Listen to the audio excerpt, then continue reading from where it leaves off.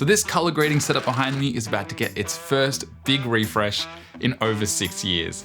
And a desk setup tour is something that I've wanted to do for such a long time, but honestly, this space just keeps changing. And so even though right now I don't have that new setup just yet, I want to take you through where I started, where I am right now, and where I'm going to. And hopefully this will give you some ideas if you're looking to build out your own color grading setup as well. So let's get into it.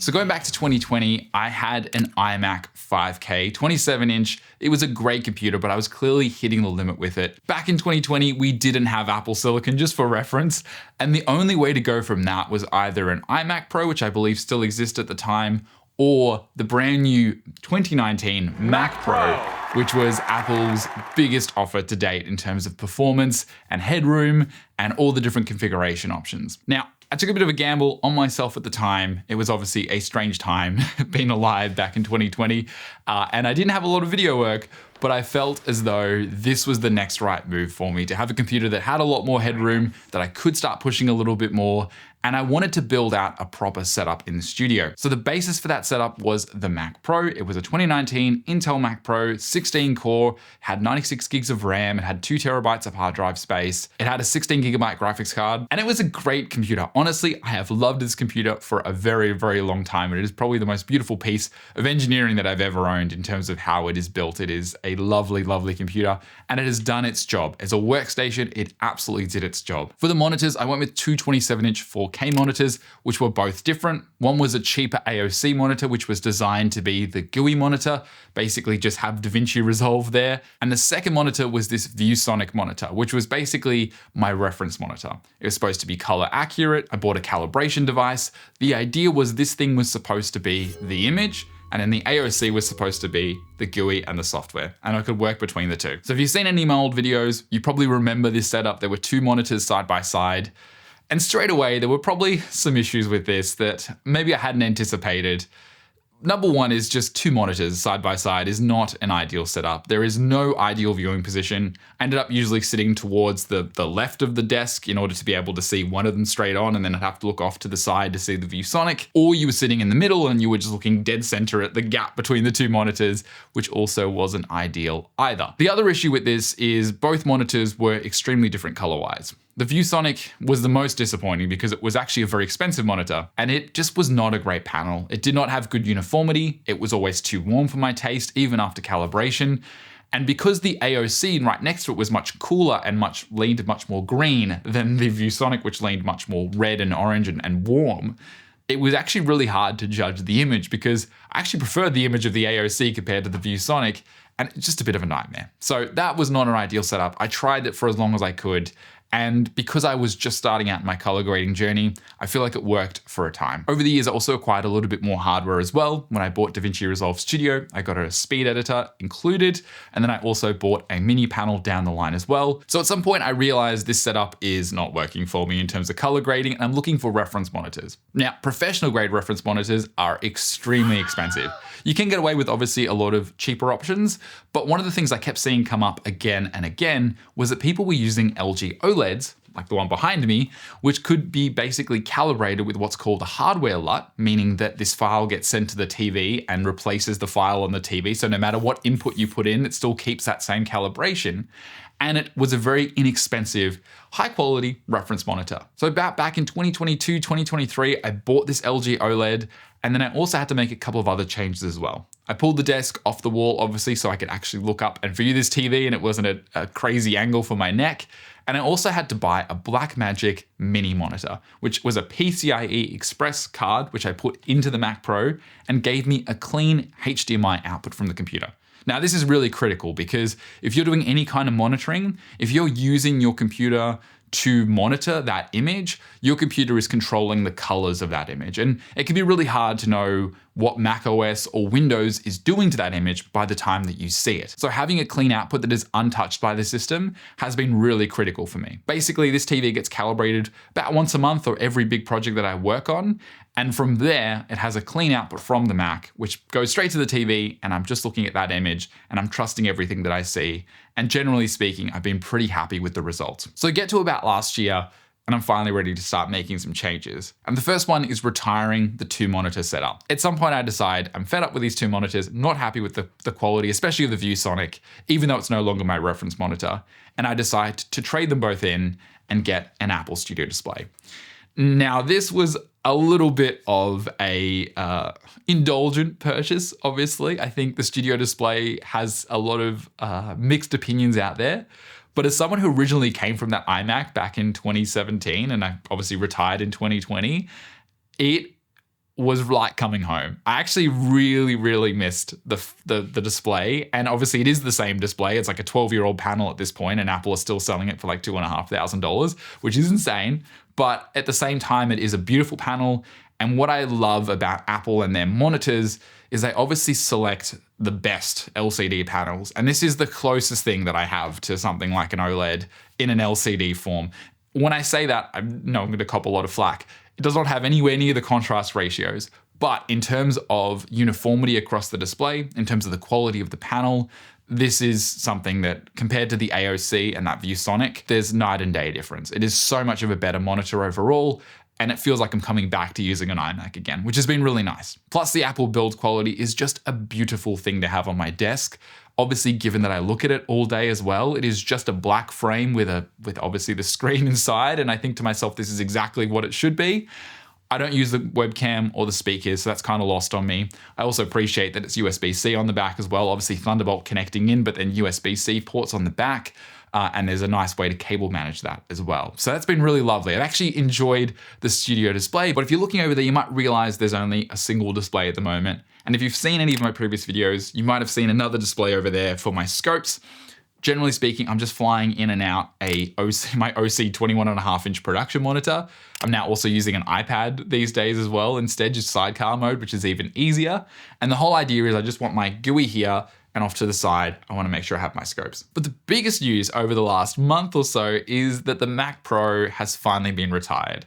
Funnily enough, I decided to retire it a week before Apple discontinued the thing altogether. It had not been touched in a few years, and Apple just went, you know what? This thing doesn't serve its purpose anymore. It is gone. And also, that was kind of the same for me, although I had some different reasons. Obviously, it was an Intel Mac Pro, so it was still the previous generation before the Apple Silicon. It was still running great, don't get me wrong. I still actually really loved it. The thing was a bit of a heater. It got really, really hot. But other than that, it was still a great computer. My fear was that macOS Tahoe is the last supporting version for Intel processors. And as we go further on, I wanted to make sure that my setup was ready for Apple Silicon. So getting to road test everything first, making sure all my plugins work, all my setups work on Apple Silicon, I think was really important for me before transitioning to the next step, which I'll talk about very soon. So the Mac Pro got retired and has been replaced by my MacBook Pro, which is an M1 Max MacBook Pro back in 2021. So it's also got a bit of age to it now as well, but it's been working great. And honestly, it was already outperforming my Mac Pro in a few areas. So currently I'm using the MacBook Pro in clamshell mode, and I've just got a nice stand, cheap Amazon stand on my desk, but it looks actually kind of nice. And that's been working pretty well. I will say clamshell mode, it's amazing the Macs can do it. And I really love the fact that you can kind of just use the MacBook Pro as the brains of the whole setup. But it also does inhibit performance a little bit. It does get a little bit hot. It does kind of lock up sometimes, especially when I'm on a 4K timeline. But the setup works. It's worked really well. And when you consider the cost between the two of them, it's kind of insane where we're at now in terms of the performance that you can get for the price, especially with Apple computers, compared to 6 years ago with that Mac Pro when I needed to spend an exorbitant amount of money to get that performance and obviously have that thing depreciate and sort of become obsolete very, very quickly. So the other thing on this desk, which you'll notice is new, is the PCIe external expansion slot. So obviously with that Mac Pro, the Blackmagic DeckLink mini monitor was in the computer itself. And now that I'm using a MacBook Pro, there is no PCIe expansion slots. So I had to buy this external casing in order to put it in there and then be able to get my clean HDMI output. So more excitingly, what is the new setup? Where am I going from here? Well, I've had quite a few years now of color grading and editing and knowing what my needs are in this area and what my dreams are of what I want to be able to do and how I want it to be able to work for me. So going forward, the big thing that I'm waiting on, and the reason I haven't done this all yet, is because I'm waiting for a new Mac Studio. Feels like it makes no sense right now to change to a Mac Studio when we're still waiting on the M5 version of it. There should be an M5 Max, potentially an M5 Ultra coming later this year, which is very exciting. And that's going to be an instant buy for me. Basically, this is the Mac Pro replacement for Apple Silicon. It's a lot smaller. It still has a lot of I/O, which is great. That's been one thing that I've really struggled with the MacBook Pro is obviously I'm only down to 3 Thunderbolt ports. Thankfully, one of them goes to that studio display, which then obviously has 3 USB-Cs, which I could utilize, but it is still nowhere near what I had with the Mac Pro, which was just all ports full up plus that PCIe expansion. So I'm looking forward to having a computer like the Mac Studio, which does have a lot more options for I/O. And then obviously a lot more power as well. This M1 Max is already still doing so well after all these years later, and I can imagine jumping 5 generations of processors down is going to be a big upgrade and also just serve me for a long time to come. So that's going to be the basis for it. The second thing is the displays and the monitors. Currently, still a little bit in flux. Obviously, I've still got a bit of time, but the ideal outcome is 3 monitors on a desk. I was going to say on this desk, not on this desk. This desk is too small. There's going to be 3 displays. There's going to be a GUI. There's going to be the reference, and then there's going to be the scopes on that side. I've got the studio display at the moment. I've really enjoyed this. I just think I can't justify buying another one when it costs, again, another $2,500. No option for VESA mount unless you spec it up with VESA, and then that's it. You're stuck with VESA. It just becomes a real challenge to justify that. So my thinking at the moment is to sell the studio display, which will then pay for 2 Asus ProArt 5K monitors. Makes so much more sense to me. And again, that could be the GUI, that could be the scopes. And the one in the middle is going to be an Asus ProArt 32-inch OLED. And the reason being is this is actually the same panel as my dream grading monitor, which is a Flanders Scientific of the same size and resolution, 4K resolution. It's just in a cheaper body. It doesn't obviously have the SDI outputs, inputs, everything else that you would use on a professional set. But at the same time, it has the same specs when it comes to HDR. It has the same specs when it comes to Rec 709. It can be calibrated with hardware LUT, and this will end up replacing the LG OLED behind me. And the reason for that is the LG OLED is still great. I still love it. It is a little bit awkwardly placed being up there in my line of sight, so I kind of have to always look up all the time to be able to see it. It's not the worst thing in the world, but what I'm trying to work towards is having a space where I can actually bring clients in and work with them in a very comfortable environment. So the LG OLED I'll still keep, it just won't be on the wall anymore. In the future, the ideal situation is to pull the desk back, is to have a couch in front of that desk and have the client looking at a calibrated LG OLED monitor for them to be able to view. And that won't be my monitor anymore. That'll be the client viewing monitor, which will be my ideal goal. So obviously I'm talking about all this stuff right now. Hasn't happened yet, but there's a few investments to make. New desk, new monitors, new Mac. And I'm really excited. I'm really excited for this to sort of shift again and to be the next iteration and have it be something that's come out of experience. I think that's the cool thing about being on this journey is like you start somewhere, it's never really where you want to end up. But at the same time, when you start, you've got no idea where you want to end up and you kind of have to go through that journey in order to be able to find it. And that's been really valuable for me. It's been on this desk, at this computer most days, getting through work and then trying to think to myself, well, what would make this better? So that is a very brief overview, where I started, where I am now, where we're going. I wanted to do this video as well because I wanted to take you through what I'm planning before it all happens, and then I can kind of take you on that journey with me as it happens, rather than in just like 6 months' time, you're gonna look at this desk and be like, what happened? It just changed again. I don't know what's going on.